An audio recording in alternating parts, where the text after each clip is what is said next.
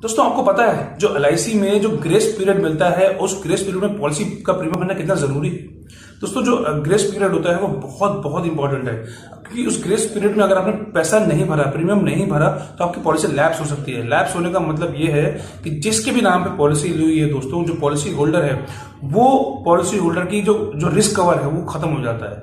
अगर आपने grace period में प्रीमियम नहीं भरा और आप ये सोचते हैं कि मैं ग्रेस पीरियड के बाद अगर प्रीमियम भरता हूं और इस दौरान कोई मिसहैपनिंग हो जाती है जिसमें पॉलिसी होल्डर नहीं रहती, तो दोस्तों वो पॉलिसी लैप्स हो जाती है और कोई भी इंश्योरेंस का कवर नहीं रह जाता है। और जो प्रीमियम है वो जो एलआईसी जो आपको पैसा वापस करेगी सिर्फ आपका प्रीमियम वापस कर देगी, आपका रिस्क कवर वाला अमाउंट वापस नहीं करेगी। ग्रेस पीरियड आपके पॉलिसी डेट से स्टार्ट होता है। जो भी पॉलिसी की डेट होगी, जो भी मेंशन होगा आपके पॉलिसी में, उस डेट से 15 दिन अगर महीने वाली है तो, और 30 दिन अगर क्वार्टरली, हाफ ईयरली और ईयरली वाली है तो।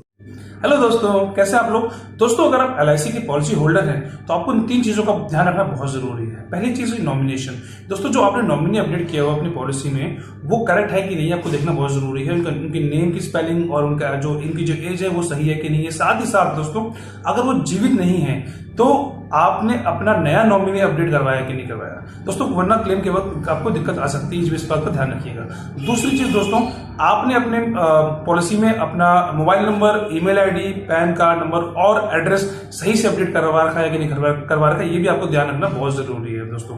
और तीसरी जो चीज है दोस्तों वो है सम एश्योर्ड, कि आपने कितने का सम एश्योर्ड लिया हुआ है।